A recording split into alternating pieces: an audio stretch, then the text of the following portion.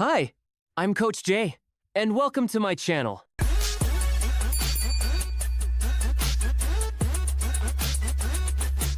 Disclaimer o paalaala. All content shared here reflects my personal opinions and perspectives only. Ang lahat ng nilalaman ay batay sa aking sariling pananaw at opinyon. This is intended for entertainment and informational purposes lamang at hindi dapat ituring bilang professional advice. Ang pag-iingat ng manonood ay kinakailangan. This is episode 1 of my Life-Changing Books series.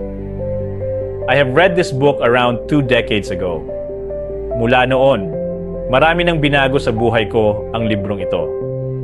Hindi naging madali ang journey, and this book helped me navigate through those challenges, kahit hanggang ngayon. So, let me share this to all of you.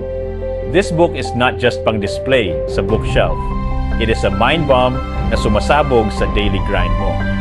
Una, it tells you na life is not about you, which instantly slaps the ego. Pangalawa, it insists na you were created for something bigger than chasing likes, promotions, or clout, which shakes the system.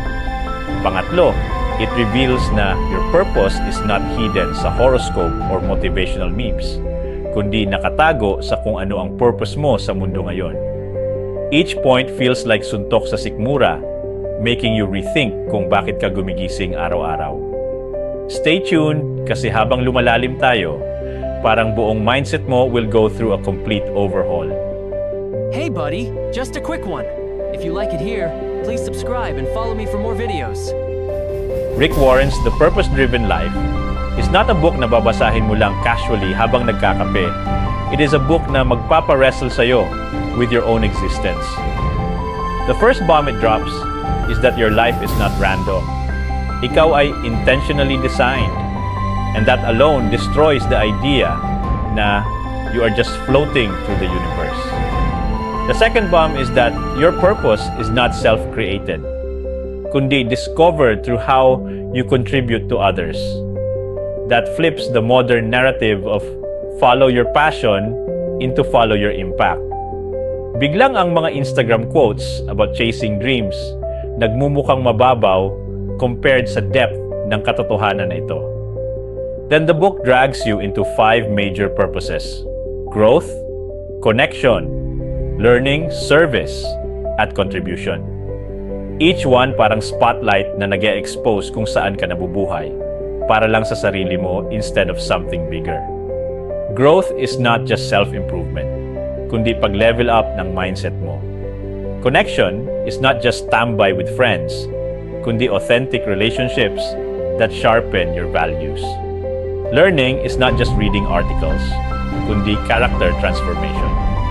Service is not just volunteer work, kundi paggamit ng skills mo to solve real problems. Contribution is not just charity, kundi leaving a mark that outlives you. Every chapter feels like direct confrontation sa excuses mo. Nakakatawa pero sabay nakakaiyak. Imagine thinking na ang purpose mo ay ang pumasok sa trabaho hanggang retirement, o di kaya ay magpakapagod para kumita.